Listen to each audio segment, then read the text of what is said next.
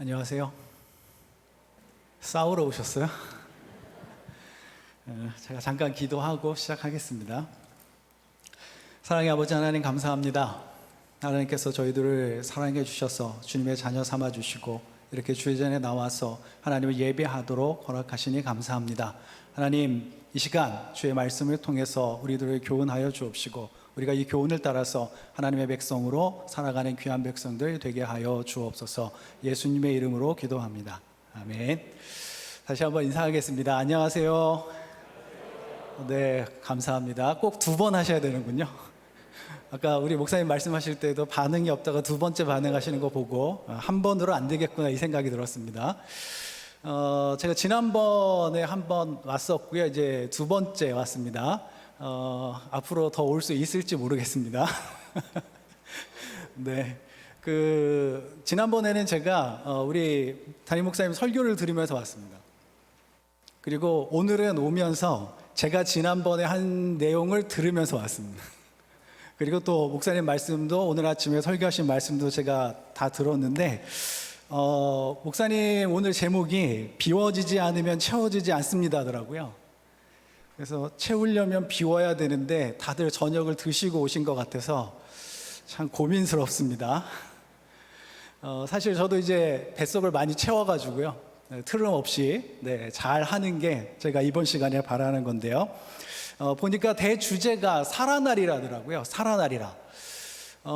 우리가 보통 예전에는 부흥이라는 단어를 썼는데 우리가 다시 살아나기 위해서 이 5주간의 이 프로그램을 준비하신 것 같아서 어떻게 하면 우리가 다시 살아날 수 있을까? 어떻게 하면 우리가 건강한 모습으로 살아갈 수 있을까? 이런 생각을 하면서 오늘 말씀을 준비했습니다. 하나님을 사랑하십니까? 네, 정말로 사랑하십니까? 네, 예수 그리스도가 여러분들의 삶의 구주와 주님이 되십니까? 그렇게 살고 계신가요? 점점 작아지게 만들 수 있는데요. 우리가 하나님을 사랑하고 있고요. 또 우리가 예수 그리스도를 우리의 구주와 주님으로 영접하면서 살아가고 있습니다. 근데 이렇게 살아가는 것이 생각보다 쉽지 않은 것 같고요. 누가 물어보면 네, 그렇습니다, 아멘 하고 대답하는 것이 참 불편할 때가 많이 있습니다. 그래서 우리가 이런 질문에 대해서 마음이 불편해지기 시작하면 우리가 죽어가고 있구나라고 생각하시면 될 것 같아요. 근데 이런 질문에 대해서 내가 아멘이라고 말할 수 있다면 어떤 상태예요? 건강하게 신앙생활을 하면서 살아가고 있구나라고 볼 수가 있겠습니다. 다시 한번 물어보겠습니다. 하나님을 사랑하십니까? 예수 그리스도가 여러분들의 삶의 구주와 주님이 되십니까? 그렇게 살아가고 계신 거죠? 정말 놀라운 교회입니다. 네, 이렇게 크게 대답하신 교회는 처음이었습니다. 제가 구호를 같이 따라하다 보니까 우리 가정과 교회가 천국이라고 말씀하시더라고요. 자, 우리의 가정과 교회가 천국입니까? 네, 그러면 사실 제가 오늘 할 얘기가 하나도 없습니다. 약간 지옥 근처라도 왔다 갔다 해야 되는데 다 천국에 살고 계시는 분들에게 제가 무슨 말씀을 할 수 있을까요? 자, 오늘 본문의 제목을 생각나서라고 잡았습니다. 생각나서. 우리가 간혹 무엇 때문에 또는 누구 때문에 어떤 말 때문에 어떤 행동 때문에 어떤 상황 때문에 뭔가가 생각나시지 않던가요? 그래서 그 생각나는 것 때문에 때로는 기쁘고 행복하죠. 마치 미친 사람처럼 웃기도 하고, 그죠? 네, 그렇기도 하지만 때로는 어때요? 그 생각난 것 때문에 너무 힘들고 마음이 어렵고 좌절되기도 합니다. 한국 사람들 특징이 혼잣말 하는 거라 그러더라고요. 한국 사람들 특징이. 그래서 저뿐만 아니라 누구도요? 여러분들도 혼잣말을 하실 줄로 제가 믿습니다. 이런 것도 아멘 하시나요? 감사합니다. 사실 저도 최근 들어서 제가 혼잣말 하고 있는 자신을 발견했습니다. 특히 언제 하냐 하면 혼자 길을 가거나 혼자 운전을 하거나 아니면 아침에 샤워를 할 때 혼잣말을 하더라고요. 그걸 모르고 있다가 하루는 이제 샤워를 하고 딱 나왔는데 당신은 왜 샤워를 하면서 욕을 해? 그러더라고요. 내가 무슨 욕을 했지? 내가 욕을 했나? 근데 생각해 보니까 굉장히 기분 나쁜 일이 생각이 났던 거예요. 나에 대해서 너무 못마땅한 모습이 떠올랐어요. 그래서 A, C 했습니다. A, C 했는데 밖에 들렸나 봐요. 자, 그러면 저는 정상인가요? 네, 정상입니다. 여러분들이 막 심한 욕은 안 하시더라도 이 정도는 하시는 거죠? 네, 좋아하시고.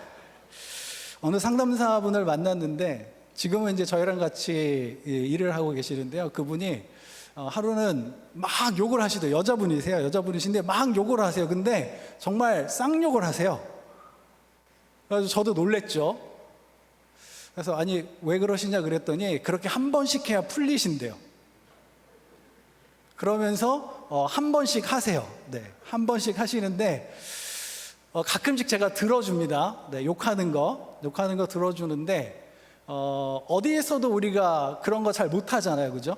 네, 욕을 할 수도 없고 또 해서도 안 되고 그런 생각을 가지니까 더 못하게 되는데 적어도 한 곳에서는 그런 창구가 좀 필요하지 않나라는 생각을 하다가 저도 모르게 집에서 해버렸던 것 같은데 저는 여러분들이 한 번씩은 하시면 좋겠습니다. 뭐를요?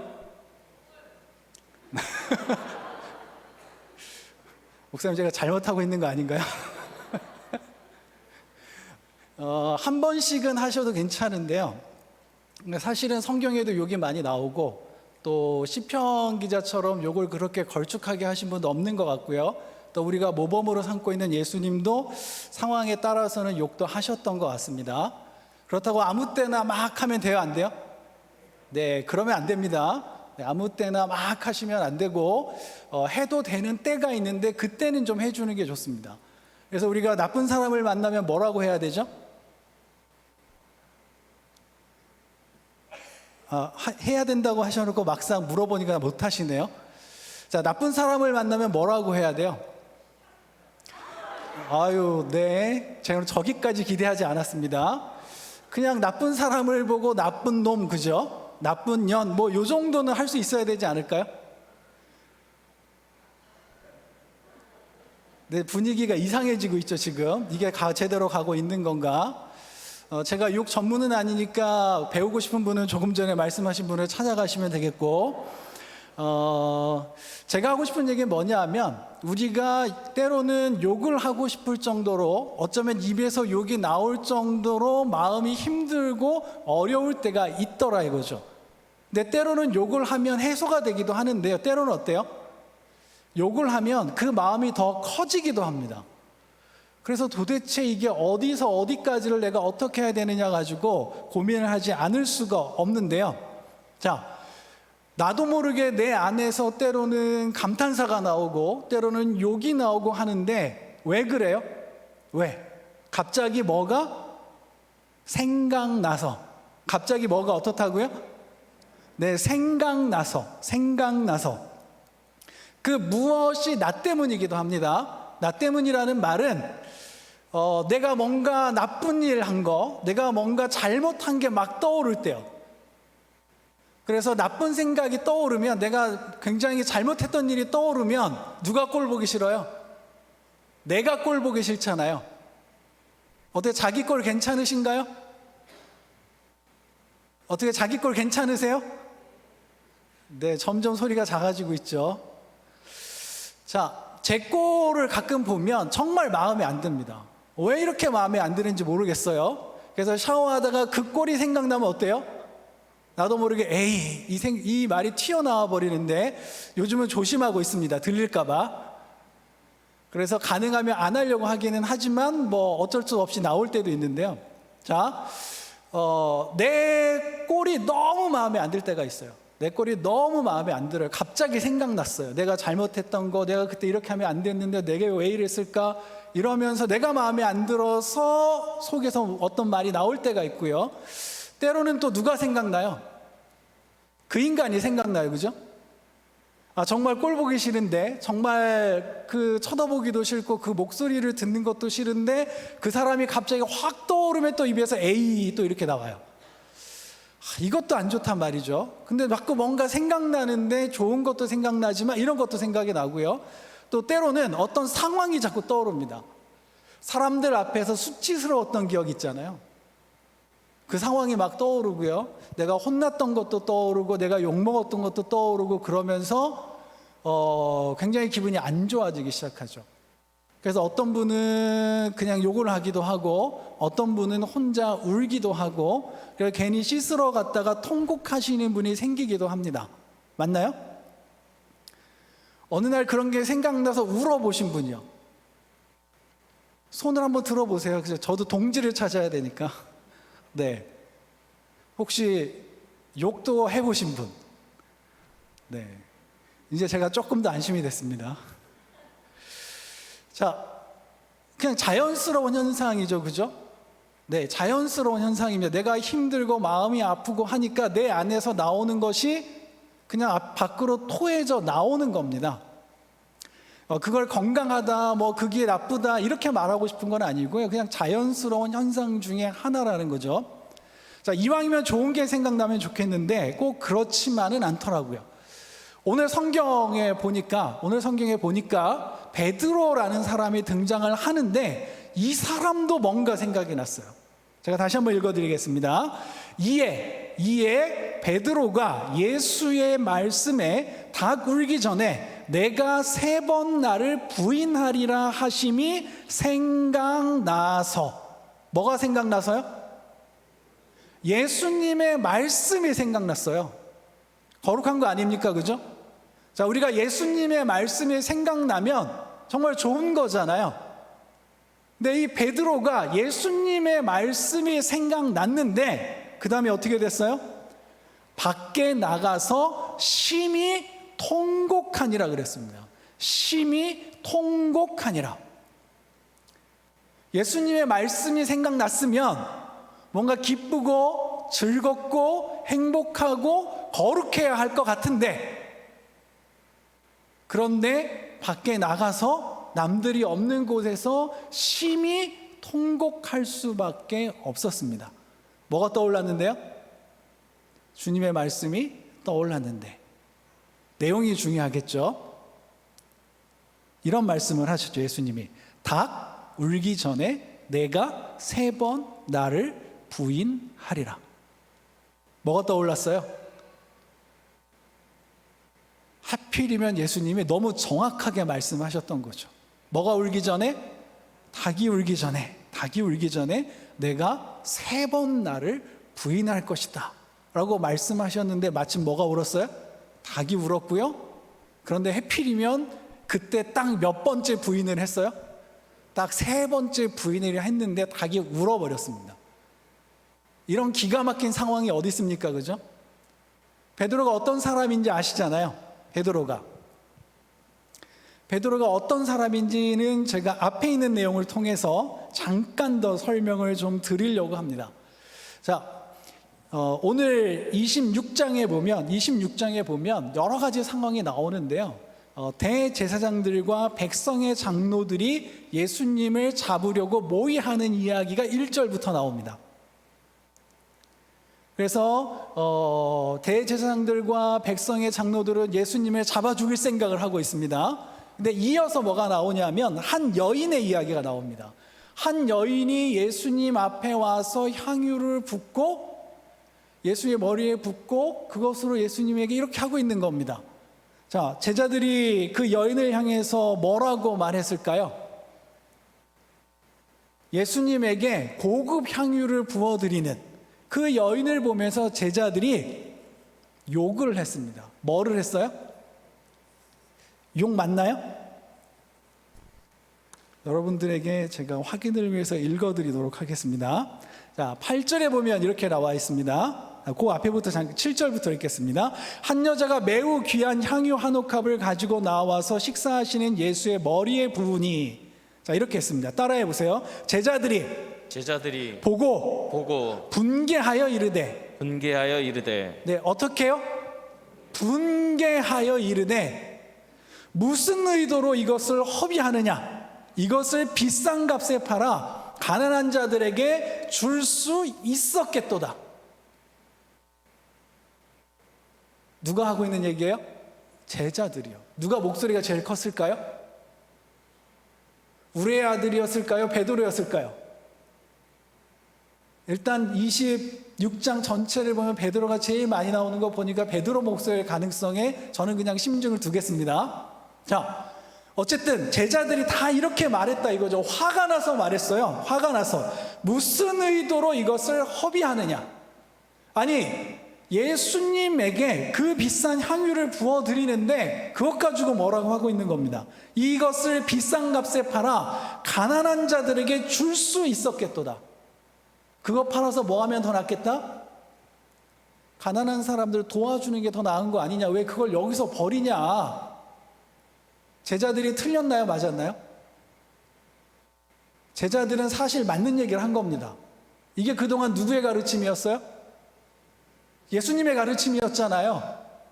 이것은 네 것이 아니라 필요한 사람들의 것이니까 니네 재산 다 팔아서 좀 나눠주고 그렇게 좀 살아라 이런 얘기 하셨잖아요. 근데 그 비싼 걸 가지고 와서 그걸 예수님에게 부어버리니까 아니 이게 지금 상황이 말이 안 되잖아. 예수님이 그렇게 하라고 가르친 적이 없는데 그러면서 제자들이 화를 낸 겁니다. 제대로 된 제자예요? 못난 제자예요? 네, 이렇게 말하니까 이상한가요? 자, 이건 제대로 된 제자일까요? 이상한 제자들일까요? 제가 볼 땐 괜찮은 제자들입니다. 그런데 예수님이 이렇게 말씀하시죠. 가난한 자들은 항상 너희와 함께 있거니와 나는 항상 함께 있지 아니하리라. 이 여자가 내 몸에 이 향유를 부은 것은 내 장례를 위하여 함이니라. 무엇을 위하여요? 예수님의 장례를 준비하는 행위였다는 겁니다. 예수님이 뭐라고 말씀하셨죠? 예수님이 2절에 보면 인자가 십자가에 못 박히기 위하여 팔리리라고 이미 말씀하셨는데 제자들은 그 말을 잊어버리고 있었던 거예요. 설마 했겠죠. 근데 한 여인이 와서 그렇게 하니까 있을 수 없는 일하고 난리를 친 겁니다. 근데 누가 받아들이셨어요, 그거를? 그동안 그런 거 절대 안 받으실 것 같은 그 예수님이 그 행위를 받아들이시고 이것을 기념할 것이라고 예수님이 직접 말씀하시더라 이거죠. 자, 또 한 가지 중요한 사건이 등장을 하고 있습니다. 제자들 중에 유다라는 사람이 예수님을 팔아 넘기려고 했어요. 자, 이제 그림이 좀 그려지시는지 모르겠습니다. 대제사장들과 장로들은 어떻게 했다고요? 대제사장과 장로들은 예수님을 죽이려고 했고 이름 모를 한 여인은 예수님의 장례를 준비했습니다. 그런데 제자들 중에 한 사람 유다는 뭐 하려고 그래요? 예수님을 넘기려고 하죠. 베드로가 이게 생각났을까요? 안 났을까요? 생각났을 겁니다. 맞아, 예수님이 이렇게 말씀하셨지? 그런데 정작 우리들 중 하나는 예수님을 팔려고 했고 정작 한 여인은 예수님의 장례를 준비하는데 우리는 그 여인을 책망했었지라고 떠올랐을 겁니다. 유다는 또 예수님이 말씀하시니까 나는 아니지요 라고 2번이나 얘기하는 장면이 나오고요. 자, 예수님이 감람산으로 가실 때 예수님이 또 말씀하셨어요. 오늘 밤 제자들이 모두 나를 뭐 할 것이다? 버릴 거다. 그랬더니 베드로가 뭐라 그랬어요? 자, 오늘 확신 있는 목소리 한번 따라해 봅시다. 모두 주를 버릴지라도 나는 결코 버리지 않겠나이다. 하나님을 사랑하십니까? 결코 주님을 버리시지 않겠습니까? 네, 베드로가 그랬거든요. 누가 그랬어요? 베드로가요. 심지어는 모두 주를 버려도 나는 안 버려요 라고 확신에 차 있었습니다. 그랬더니 예수님이 이렇게 말씀하시죠. 내가 진실로 내게 이르노니 오늘 밤 다굴기 전에 내가 3번 나를 부인하리라. 그랬더니 베드로가 또 이래요. 내가 주와 함께 죽을지언정 주를 부인하지 않겠나이다. 내가 주와 함께 뭐 할지언정? 죽을지언정 주를 부인하지 않겠나이다. 자, 예수님을 부인하느니 예수님과 함께 죽겠습니까? 왜 갑자기 다 소리가 사라졌어요? 자, 내가 죽을지라도 내가 주님을 부인하지 않겠다라고 베드로가 강력하게 얘기했습니다. 자, 우리 신앙은 어떤가요? 조금 전에 말씀하셨잖아요. 모두 주를 버릴지라도 결코 버리지 않겠다고 말씀하셨죠. 누가요? 우리가요. 근데 왜 두 번째 말씀을 드리니까 왜 대답이 없으세요? 내가 주와 함께 뭐 할지언정? 죽을지언정 주를 부인하지 않겠나이다. 아멘이신가요? 네. 이제 우리가 베드로처럼 되어가고 있는 것 같습니다. 이 정도 믿음은 있어야죠. 베드로가 괜찮은 사람이잖아요. 괜찮은 사람이에요. 자, 또 한 가지 사건이 있습니다. 예수님이 겟세마네 동산에 가셔서 제자들을 밑에 두시고 3명만 데리고 올라가시죠. 그리고 나서 베드로에게 말씀하셨어요. 너희가 나와 함께한 시간도 깨어 있을 수 없더냐. 시험에 들지 않게 깨어 기도하라. 다 뭐 하고 있었어요? 내려오시니까 제자들이 자고 있었거든요. 자, 이게 몇 번 있었죠? 3번 있었습니다. 예수님의 3번 기도하라고 하셨고 갔다가 내려올 때마다 제자들은 뭐 하고 있었어요? 자고 있었습니다. 몇 번이요? 3번. 근데 하필이면 누구에게 예수님이 말씀하셨어요? 성경에 분명하게 베드로에게라고 나오거든요. 다른 제자들이 아니라 베드로에게 말씀하셨어요. 너희가 나와 함께 1시간도 이렇게 깨어 있을 수 없더냐. 그리고 나서 예수님을 잡으려고 한 사람의 귀를 잘라버렸습니다. 누가요? 마태복음에는 나오지 않지만 다른 데 보면 베드로라고 나오죠. 자, 귀를 잘라버렸어요. 이 정도 열심히 있었던 사람입니다. 주와 함께 죽으려면 그 정도는 해야 되는 거잖아요. 예수님 데려가면 안 되니까. 그랬더니 따라해 보세요. 제자들이 다 예수를 버리고 도망하니라. 어떻게 도망 안 하시겠습니까? 아니, 이제 우리가 살기 전에 죽어야 돼서 지금 계속 말씀드리고 있는 거예요. 살아나려면 죽어야 되는데, 자, 예수님을 버리고 도망해서 다라고 했지만 거기엔 누구도 들어있는 걸까요? 베드로도 들어있는 거잖아요. 베드로가 뭐라 그랬어요? 모두가 주를 부인해도 나는 그렇지 않겠다고 했고, 내가 죽을지언정 주님을 배신하진 않겠다, 부인하진 않겠다라고 말했던 게 바로 베드로였습니다. 근데 이 베드로도 예수님을 버리고 도망했습니다. 자, 이거 생각날까요? 안 날까요? 3번 부인했는데, 그죠? 근데 또 예수님이 3번 또 기도하러 갔다 내려오면 똑같은 얘기를 하셨고, 다 기억이 났을 겁니다. 자기가 뭐 한 게 자꾸 기억이 나겠어요? 부인한 사건과 부인 이전에 했던 말들이요. 내가 그렇게 강력하게 믿음 있는 사람처럼 얘기했는데 그걸 누가 그렇게 잘 깼어요? 베드로가 그렇게 잘 깨버렸죠. 자, 그래도 베드로는 양심이 있어서 예수님이 신문당하시는 곳까지 따라갔습니다. 근데 거기서 문제가 생겼죠. 그래도 난 예수님 버리지 않고 따라가서 이 말이라도 하고 싶었을 것 같은데, 한 사람이 이렇게 묻습니다. 한 여종이 너도 갈릴리 사람 예수와 함께 있었도다. 그랬더니 베드로가 이렇게 말하죠. 모든 사람 앞에서 부인하여, 뭐하여? 부인하여 나는 내가 무슨 말을 하는지 알지 못하겠노라. 너 무슨 얘기하는 거냐? 이렇게 말해버렸습니다. 이런 거 해보셨나요? 이런 거 안 해보셨어요? 너 예수님이랑 함께 있었잖아. 그랬더니 너 무슨 말 하는 거야? 너 교회 갔었잖아. 무슨 말 하는 거야?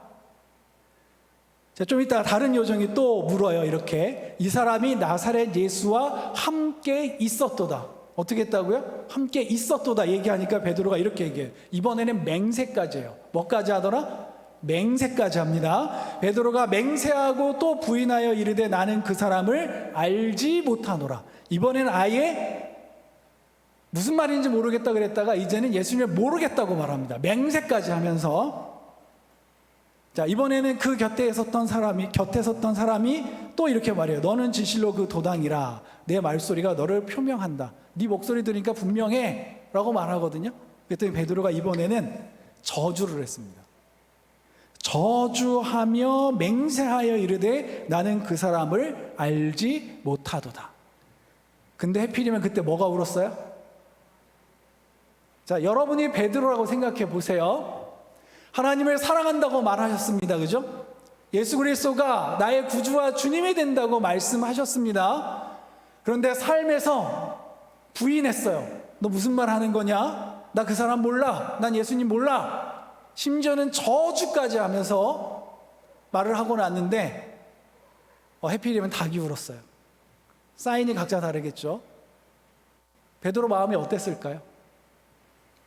자, 여러분들에게 다시 한번 물어보겠습니다. 내가 너무 확신 있게 말했던 내용들이 있어요. 근데 내가 그것을 다 부인해 버렸습니다. 근데 그게 생각났어요. 그러면 어떻게 욕을 하시겠습니까? 통곡을 하시겠습니까? 이때는 통곡으로 가셔야 되지 않을까요? 자, 예수님 믿고 이런 통곡을 하신 분 한번 손들어 봅시다. 내가 너무 확신이 있었다가 무너진 다음에 너무 확신을 가졌다. 예수님 정말 잘 믿다가 무너지고 난 다음에 내가 예수님을 부인했던 걸 깨닫고, 어쩌면 우리는 베드로보다 좀 나을지 모릅니다. 최소한 뭐는 안 했어요? 저주는 안 했을 테니까, 그죠? 예수 믿고 예수님 저주까지는 안 하셨을 것 같습니다. 베드로보다 여러분들이 좀 낫기는 하지만 그게 생각나서, 갑자기 그게 생각나서 통곡해 보신 분이요. 부인은 베드로도 한 겁니다. 부인은 누구도 할 수 있는 거예요. 그런데 그게 생각나서 통곡하지 않았으면 좀 고민스럽습니다. 그게 생각나서 통곡해 보신 분이요. 베드로를 우리가 욕하잖아요, 그죠? 베드로를 욕합니다. 아니, 그렇게 자신 있게 말해놓고 어떻게 3번이나 그렇게 세게 부인을 할 수 있냐? 심지어 저주까지 하면서 그게 제자냐? 근데 베드로의 장점이 어디 있어요? 그 다음에 뭐 했다고 생각나서 통곡했습니다. 통곡. 우리가 살아나려면 뭐가 있어야 돼요? 따라해 봅시다. 우리가 다시 살려면 통곡해야 한다. 뭘 해야 돼요? 통곡이 있어야 됩니다. 통곡. 사실 가끔씩 부인하고 사시지 않았나요? 교회 가는 거 사실 부인하고 싶어서 성경책 이렇게 안 들고 다니기도 하고, 뭐 그냥 안 들고 다닐 수도 있지만 그런 의미에서 안 들고 다니는 분도 계시잖아요, 그죠? 굳이 애써서 그렇게 조심 안 해도 되는 것까지 조심하면서 그런 자신을 발견했을 때 우리가 통곡하지 않으면 사실 우리의 신앙을 점검하지 않을 수 없습니다. 자, 베드로가 왜 통곡까지 했을까요? 왜? 베드로는 왜 통곡까지 했어야 했을까요? 따라해 봅시다. 예수님과 관계가 깊었다. 예수님하고 관계가 어떻다고요? 예수님하고 너무 가까웠어요. 그래서 예수님 위해서 목숨까지 내어줄 수 있을 것 같았어요. 그러고 싶었어요. 근데 막상 상황이 닥치니까 어때요? 그렇지 못했거든요. 자, 그렇지 못한 건 다 그럴 수 있는 겁니다. 그런데 그 관계가 너무 깊었기 때문에 그냥 넘어갈 수 없었어요. 어쩔 수 없이 나도 모르게 통곡이 나와 버렸습니다. 하나님을 사랑하십니까? 네, 그러면 한 번쯤은 뭐 하셔야 돼요? 통곡하셔야 됩니다. 그분과의 관계가 깊다면. 자, 이건 이제 제가 예수님 얘기를 했지만 이제 우리 일상으로 좀 돌아와 보도록 하겠습니다. 한 내담자가 있었습니다. 그분 얘기를 자세히 할 수는 없습니다. 그분이 아무렇지도 않게 상담실 문을 들어오셨어요. 그리고 해맑게 말씀하셨어요. 사실 저 별 문제 없는데요 하면서 앉으셨어요. 이야기 시작한 지 5분이 지났습니다. 통곡을 하기 시작했어요. 뭐 하기 시작했어요? 통곡하기 시작했어요. 그러더니 화장실에 가도 되겠냐? 가시라 그랬더니 화장실에서 통곡을 하셨어요. 왜 통곡하셨죠, 이분이? 생각나서요. 뭐가 생각나서요? 어렸을 적 상처가 생각나서요. 자기가 어렸을 때 태어났을 때 저주받았던 게 생각났어요. 네가 태어나서 우리 집안이 이렇게 엉망이 돼버린 거야. 네가 태어나서 이 마을이 엉망이 돼버린 거야. 그 얘기를 듣고 자라신 분이에요. 그거를 잘 누르며 살아오셨어요. 누르며 살아오셨어요. 그런데 상담실 문을 열고 들어와서 얘기를 하다가 그게 생각나니까 어때요? 그 수십 년 묵었던 게 올라오기 시작했어요. 그래서 뭐 하셨어요? 통곡하셨어요. 한참을 우셨어요. 네, 어떻게 말릴 수도 없고요. 계속 통곡하셨어요. 그분의 통곡을 보면서 그래도 저분은 괜찮다. 어떻다? 괜찮다. 뭐 했으니까요? 통곡했으니까요. 상담에서는 통곡하는 걸 애도한다고 합니다. 애도한다 그래요? 우리가 애도할 만한 사건이 있나요? 자, 여러분들에게 애도할 만한 사건이 있으신가요? 없나요? 어떤 분은 학대 경험 때문에 통곡하시는 걸 봤습니다. 어렸을 때 학대를 당하셨어요. 그래서 상담실에서 내내 통곡하셨어요. 어떤 분들은 정말 자기 아버지 때문에 통곡하신 분도 계시고, 어머니 때문에 통곡하신 분도 계시고, 자녀들 때문에 통곡하신 분도 계세요. 통곡하셨어요. 왜 통곡했다고요? 상처가 있었어요. 상처가 있었어. 우리가 살아나려면 생각났을 때, 무엇인가가 생각났을 때 뭐 해야 된다? 따라해 봅시다. 생각났을 때 통곡하자. 통곡하고 나면 해소가 됩니다. 통곡하고 나면 해소가 돼요. 그래서 예전에 저희는 이제 뭐 다들 많이 겪으셨겠지만, 예전에는 통곡할 수 있는 곳이 한 곳 딱 있었습니다. 마을에. 뭐가 있었죠? 교회가 있었잖아요. 그래서 새벽에 가도 통곡하고, 밤에 가도 통곡하고, 교회 잠깐 들리면 거기도 통곡하는 소리가 있었어요. 기억나시나요? 기억 안 나세요? 네, 저도 교회에 왜 갔겠습니까? 통곡하러 갔죠. 기도하다가 힘들고 어려운 일이 있으면 교회 가서 기도하다 혼자 막 울어요. 밖에서 누가 보면 어떤 사람 같아요? 미친 것 같죠, 그죠? 저 멀쩡한 사람이 저기서 왜 저러고 있지? 근데 교회에서 그렇게 통곡을 하시는 분들이 많았고, 그러고 나면 다시 한 주를 살아갈 수 있었습니다. 그래서 그때만 해도 여러 가지 문제들이 많이 있었지만 상담실이 그렇게 많이 있지는 않았습니다. 그냥 어디 가서 통곡하면 끝나요? 많은 부분들이 교회 가서 통곡하고 하나님 앞에 한번 울고 나면 해소가 됐거든요. 또 교회는 자주 모이고 언제든지 갈 수 있었잖아요. 그러니까 그렇게 마음을 털어갔던 겁니다. 그러니까 교회만 갔다 오면 어때요, 사람이? 다시 힘이 나고 다시 웃음이 생기고 다시 그렇게 살다가 또 그러면 또 가서 통곡하고, 그래서 교회에서는 계속 통곡했던 것 같아요.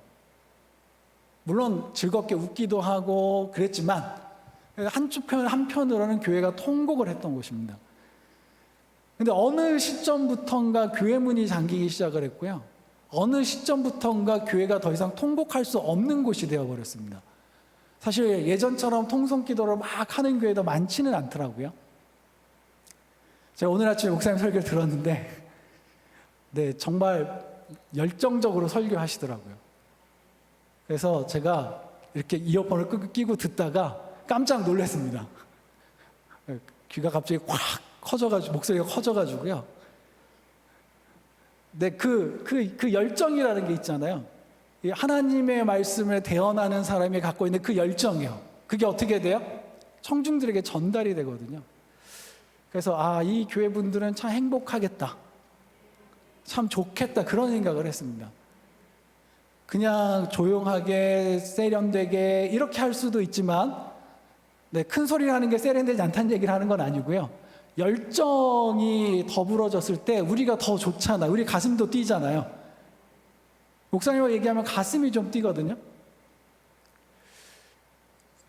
그 교회가 어쩌면 그 기능을 상실해 가고 있어서 상담실이 더 많이 생기고 있는지도 모르겠습니다.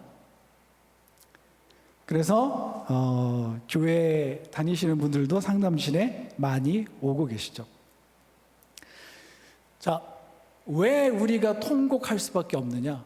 왜 우리가 사건이 생각나면 통곡할 수밖에 없느냐? 관계가 있었기 때문입니다. 뭐가 있었기 때문이다? 관계가 있었기 때문이죠. 관계가. 그 사건, 그 사람과 관계가 있었어요. 근데 그 관계가 가벼웠던 게 아니에요. 베드로가 예수님과 관계가 깊었던 것처럼 그 생각난 사건 때문에 거기에서 관계가 너무 깊었기 때문에 그걸 그냥 지나갈 수가 없는 겁니다. 그래서 평상시에는 다 누르고 살아가다가 그것이 안에서 튀어 올라오니까 내가 주체할 수 없어서 통곡하게 되더라 이거죠. 자, 통곡할 수 있는 사람은 어떤 사람이라고요? 따라해 보세요. 행복한 사람. 행복한 사람. 어떤 분들은 통곡하는 사람 보고 불쌍한 사람 그러시더라고요. 통곡은 아무나 하는 게 아닙니다. 통곡은 누구만 하는 거예요? 용기 있는 사람만 하는 겁니다. 예전에는 묻혀서 할 수 있던 거고요.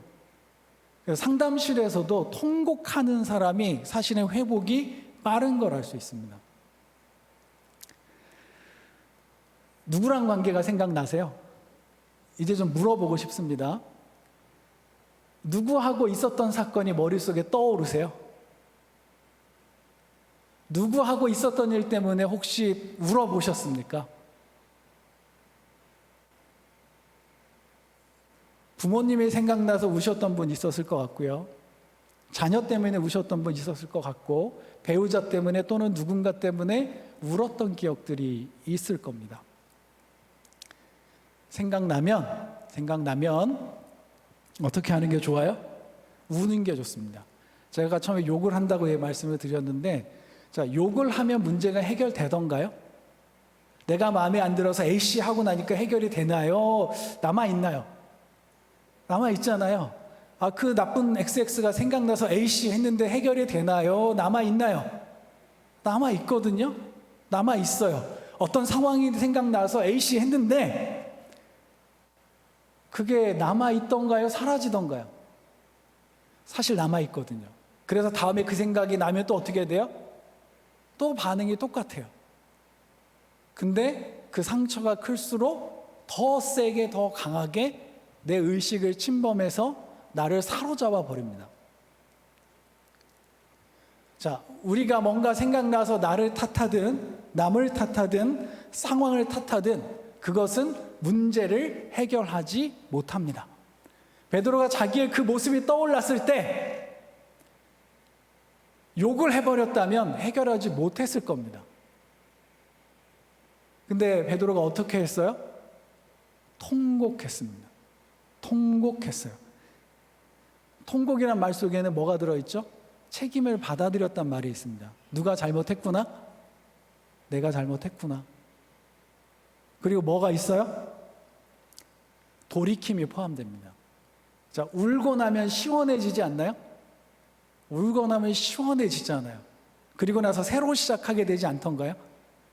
한번 울고 나면 카타르시스를 경험하면 감정이 해소되고 그래서 다시 살아갈 힘을 얻게 됩니다. 내가 울음은 우리가 겪었던 과거의 문제를 해결하는 힘이 있고요. 그리고 그것이 나의 책임을 받아들이고 돌이키는 것이 포함되어져 있다면 앞으로 그 자리로 다시 돌아가지 않아도 되는 상태로 발전할 수 있습니다. 자, 생각났어요. 예전에 거 생각나시나요? 괜히 아픈 기억을 떠올릴지 모르겠습니다. 생각나면 어떻게 하시면 된다고요? 통곡하시면, 물론 잘못된 통곡이 간혹 있긴 있습니다. 그 얘기까지 오늘 할 건 아니고요. 자, 이왕이면 좋은 게 생각나면 좋겠습니다. 어릴 적 좋은 추억들, 또 젊었을 때 좋은 추억들, 아니면 최근에 좋은 추억, 좋은 경험들이 생각나면 더 좋겠죠. 그래서 웃을 수 있으면 좋겠습니다. 그럼 항상 웃으면 어떤 사람이죠? 늘 웃는 사람은 정상인가요? 이상한 건가요? 이 얘기를 네, 항상 즐겁고 항상 웃으면 정상인일까요? 미친 사람일까요? 대답을 못 하세요. 자, 성경에 뭐라고 나오죠? 항상 기뻐하라 나오잖아요. 항상 기뻐요. 그래서 늘 웃어요. 그러면 정상인가요? 미친 건가요?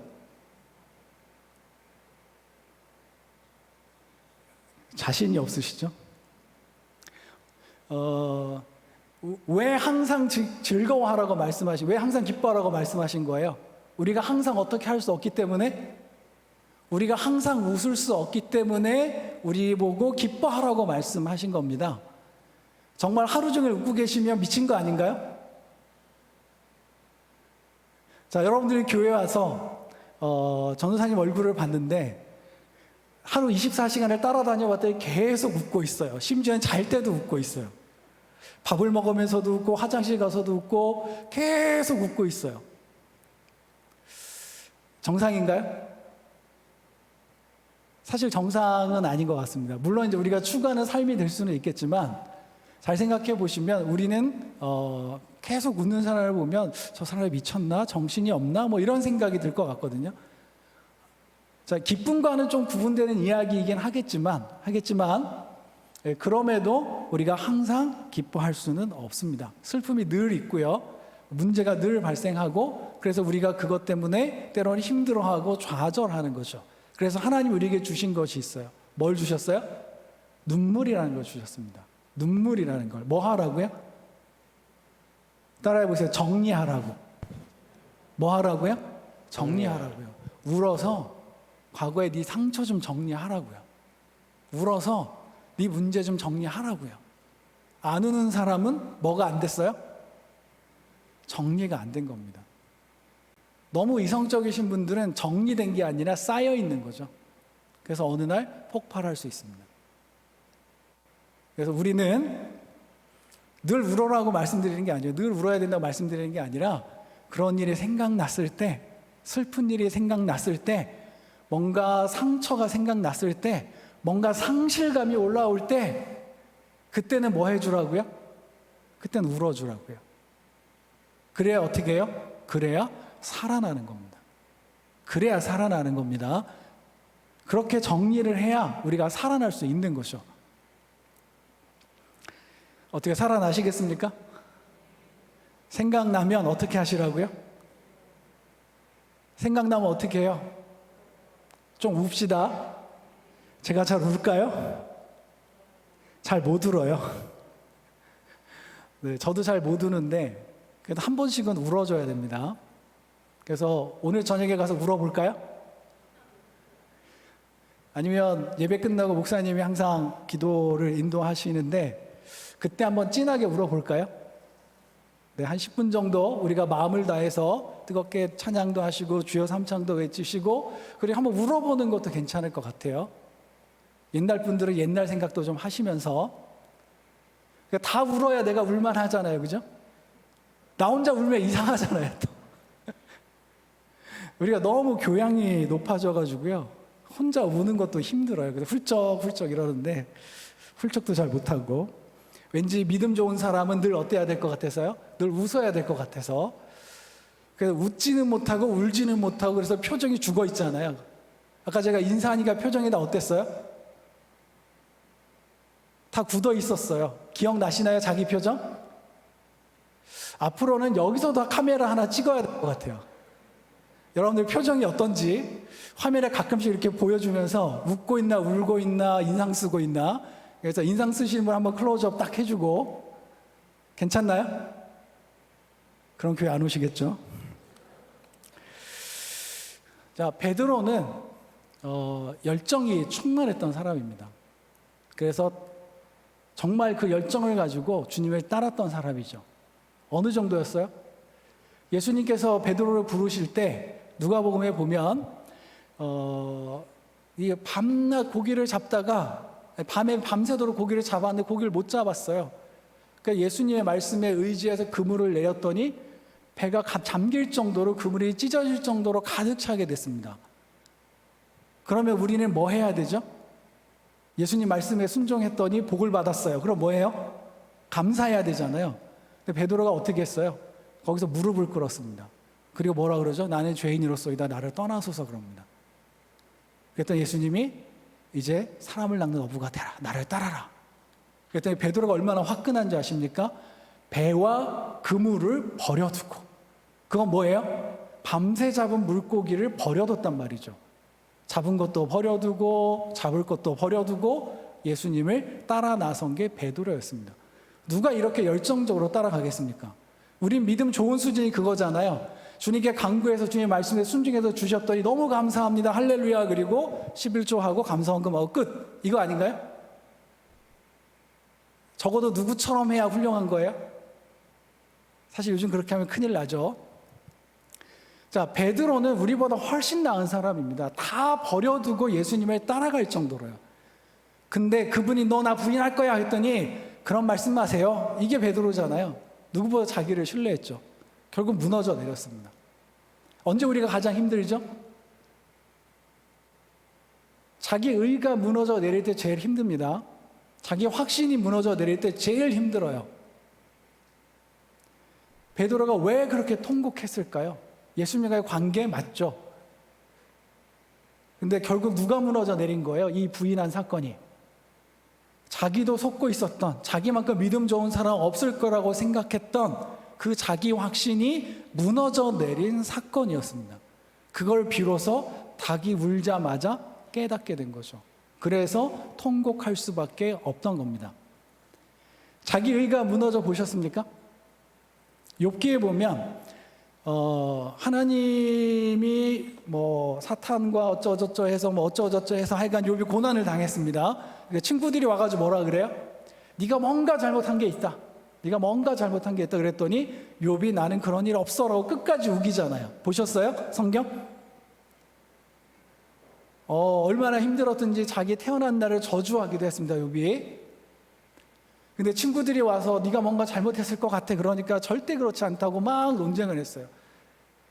거의 3장부터 40장까지를 거의 그렇게 보내거든요. 그러다가 하나님의 음성 한마디에 무너져 내렸어요. 엎드려져 버렸어요. 그리고 뭐라 그랬어요? 나는 뭐라고요? 자기가 그동안 하나님 말씀대로 잘 살았다고 그렇게 주장하던 사람이 자기가 죄인이라고 하나님 앞에 다시 한번 무너져 내립니다. 그 긴 항변의 시간을 지나서 결국은 자기 의가 무너져 내리고 나서야 비로소 욥이 다시 회복되는 것을 우리가 볼 수 있습니다. 어떻게 다시 살아나실 건가요? 혹시 다시 살아날 필요가 있으신 건가요? 없는데 제가 괜히 엄한 소리 하는 건가요? 이 무반응을 제가 또 2번 물어야 되는 거죠. 저는 요즘 고민이 많습니다. 저는 요즘 고민이 많은데 제가 다시 살아나야 될 것 같아서 고민이 많습니다. 그래서 제가 지금 이 설교를 하고 있는 거고요. 상담도 다시 살리는 사역이고요. 목회도 다시 살리는 사역이고 결국은 우리도 늘 다시 살아나야 되는 사람들입니다. 한번 살아나고 끝나는 게 아니고 매일매일 우리가 살아나야 되는 사람들인 거죠. 살아나려면 자기 의가 깨져야 됩니다. 뭐가 깨져야 돼요? 자기 의가 깨져야 되고 무너져야 됩니다. 그래서 뭐 한번 해주셔야 돼요? 통곡 한번 해주셔야 됩니다. 그리고 다시 돌아와야 힘있게도 살아갈 수 있습니다. 매일 통곡하실 필요는 없지만 적어도 중요한 전환점에서 한 번은 우리가 통곡해야 되고, 그래서 심리학자들도 상실을 경험했을 때 뭘 해야 된다고 말해요? 애도해야 된다고 말합니다. 자, 아버님이 돌아가셨어요. 울어야 될까요? 웃어야 될까요? 예수 믿는 사람들. 예전에는 목사님들이 이렇게 가르치셨어요. 예수 믿는 사람이 울면 안 된다. 그렇게 가르치셨어요. 저도 그렇게 배웠습니다. 그런데 웃기는 건 성경에 보니까 장례가 나면 유대인들은 우는 사람을 샀어요. 울라고. 예전에 우리가 초상집 가면 늘 뭐 했죠? 만나자마자 아이고 아이고 우는 게 예의였잖아요. 근데 요즘은 이제 그런 광경을 보기가 힘든데 남들이 울어주니까 그 틈에 자기도 같이 울었던 겁니다. 어쩌면. 근데 아무도 안 우니까 아버님이 돌아가셨어도 어머니가 돌아가셨어도 자식이 죽었어도 울지를 못해요. 그러니까 나중에 그게 뭐가 돼요? 그게 병이 되는 겁니다. 그게. 그래서 뭔가를 잃고 나면, 상실하고 나면 충분히 울어줘야 되는 거죠.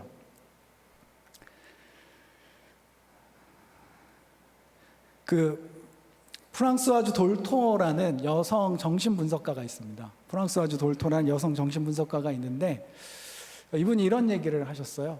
아이들은 부모의 치료자다. 뭐라고요? 자녀들은 부모의 치료자다. 이런 이야기를 했습니다. 저는 좋은 얘기인 줄 알고 읽었습니다. 근데 읽어보니까 그게 아니더라고요.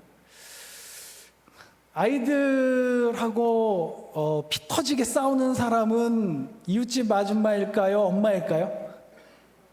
네? 겪어보셨잖아요. 누구인 것 같아요? 옆집 아저씨가 싸우던가요? 아빠가 그렇게 싸우던가요? 참, 우리 또 안 싸우시는 분들이시죠? 자, 아이하고 엄마하고 막 치열하게 싸우는 걸 볼 수가 있어요. 아이가 마치 어른인 것처럼 엄마가 막 싸웁니다. 자, 어린아이가 마치 성인인 것처럼 아빠가 막 싸워요, 아이하고. 하다가 안 되니까 어떻게 해요? 말도 험하게 하게 되고 폭력도 하게 되고 그렇습니다. 그러면서 그 상황에 대해서 이 돌토라는 여성 정신분석가가 이런 이야기를 했어요. 부모가 자기 부모에게 상처를 받았는데 자기 부모하고 해결을 하지 못했어. 그래서 그걸 아이한테 쏟아내는 거야. 근데 아이가 그걸 다 받아줘. 근데 그 아이는 그러면서 상처가 쌓여. 그래서 그 아이가 부모가 되면 또 어떻게 해요? 자기가 아이가 태어나면 또 엄마랑 해결을 안 하고 자기 아빠랑 해결을 안 하고 그 애한테 다 쏟아 부어. 그러면서 부모는 아이를 통해서 자기가 치료를 받는데 정작 아이는 상처를 입어간다는 거죠. 자, 아이를 보면서 화가 나보시면 손 들어보세요. 저처럼. 아이를 보면서 화가 났다. 네. 왜 화가 나죠? 해필이면 아이가 저를 닮았어요.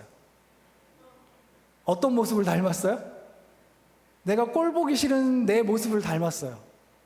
그래서 막 화가 나서 아이를 막 혼을 내요. 근데 실제로 누구한테 화가 난 거예요? 자기한테 화가 나는데 누구한테 화를 내요? 아이한테 화를 내요. 그러고 나서 XX 뭐 이러가면서 막 뭐라고 또 해요. 속으로. 겉으로도 하고 속으로도 하고.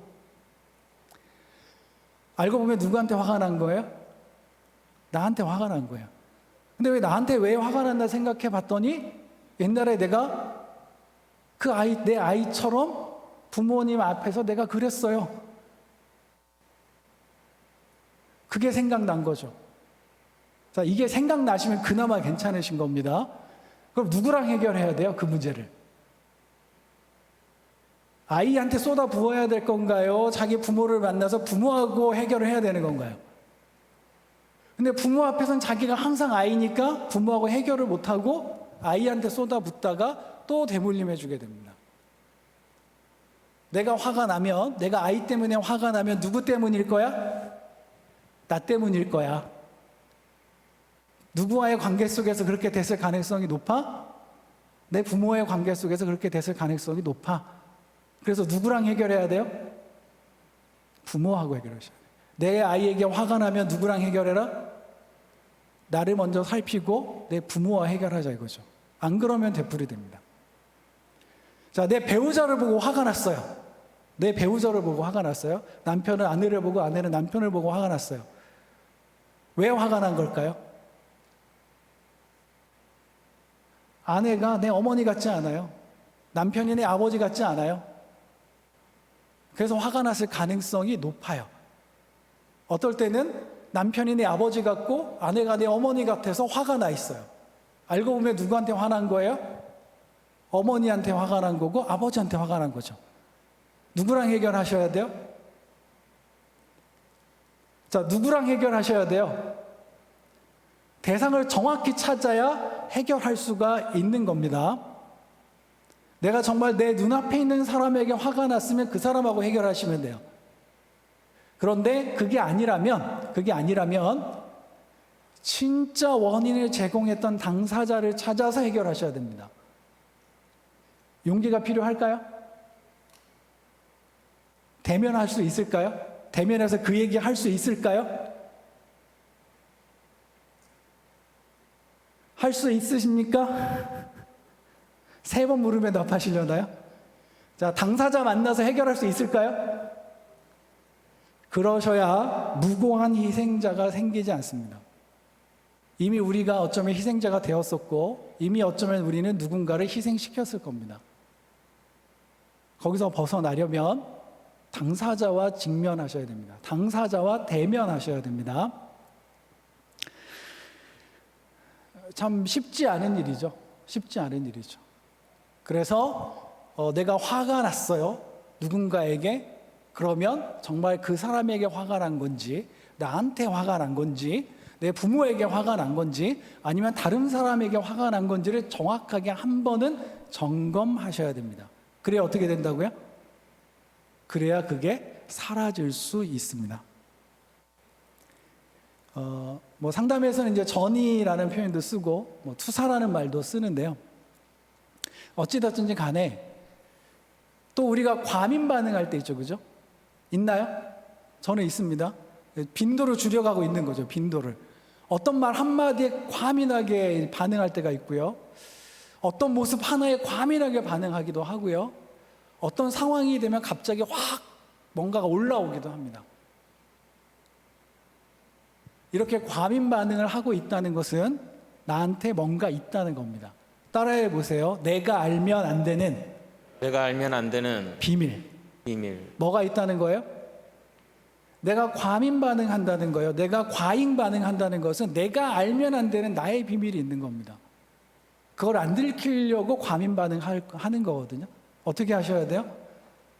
내가 오늘 과민하게 말했다면, 과민하게 반응했다면 내가 알면 안 되는 내 모습이 어떤 모습이 있는지를 살피셔야 돼요. 저는 오늘 베드로의 모습을 보면서 그래도 괜찮다라는 생각을 했습니다. 그래도 괜찮은 사람이다. 뭐 해서요? 통곡해서요. 통곡에 여러 가지 의미가 있는데 그 사람의 통곡이 다시 부활하신 예수님을 만나고 다시 부활하신 예수님의 제자로 살아가는 중요한 역할을 했습니다. 상처받으신 분들이 있다면, 화가 나신 분들이 있다면, 과민 반응을 하고 계시는 분들이 있다면 이제 자기를 한번 살펴보셔야 돼요. 그리고 그 관계도 살펴보셔야 되고 그 이전 관계들도 살펴보셔야 됩니다. 그리고 나서 근원지를 잘 찾아가셔서 거기서 해결하시면 됩니다. 내가 알면 안 되는 나의 비밀이 뭘까? 자, 아이가 떠들어요. 그래서 엄마가 시끄러워라고 얘기했어요. 누가 제일 시끄럽죠?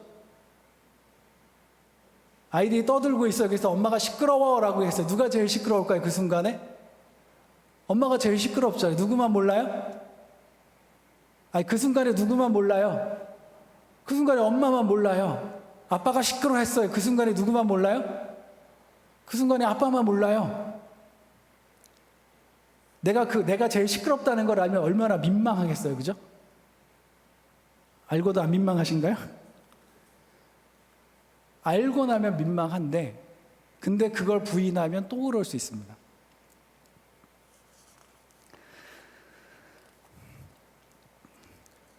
생각나지 않는 건 더 문제입니다. 그래서 하나님은 우리 주변에 여러 가지 사건들, 장치들을 마련하셔요. 생각나게끔. 근데 그것 때문에 과민 반응을 하기도 하고 그것 때문에 우리가 이상행동을 하기도 하지만 그건 오히려 감사한 일이기도 합니다. 이제 우리가 그런 모습을 보이면, 그런 모습이 나타나면 우리를 좀 살펴보시면 좋겠습니다. 그리고 일단 뭐 하는 게 중요하다? 통곡하는 게 중요하다. 통곡하는 게. 그리고 그걸 인식하지 못하면 무의식으로 되풀이됩니다. 무의식적으로 계속 되풀이되거든요. 그걸 알지 못하면 내 행동을 계속 살펴보세요. 한 달 주기로, 일주일 주기로 살펴보세요. 내가 좀 이상하게 행동하는 게 없나? 그러면 또 발견하실 수 있습니다. 자, 오늘 말씀의 제목은 뭐였죠? 생각나서였습니다. 생각나서. 누군가 우리에게 아주 좋은, 아주 깊은 관계에 있는 사람하고의 문제 때문에 생각나는 일들이 많이 있고요. 때로는 우리가 통곡할 필요도 있습니다. 이제 그런 것들을 다시 한번 생각해 보시고 또 잘 떠올리셔서 잘 정리하셔서 필요하면 애도하셔서 하나님 앞에서 건강하게 회복되셔서 다시 살아나시기를 주님의 이름으로 축원합니다. 기도하겠습니다. 살아계신 아버지 하나님, 하나님의 크신 사랑과 은혜에 감사를 드립니다. 누구보다도 베드로가 믿음이 좋았던 사람이었고 그래서 수제자라고 불렸던 사람입니다. 자신도 그럴 줄 몰랐지만 끝내 예수님을 3번이나 부인했습니다. 그것이 떠올랐을 때, 그것이 생각났을 때 그것을 애써 합리화하거나 외면하지 않고 베드로는 하나님 앞에 통곡했습니다.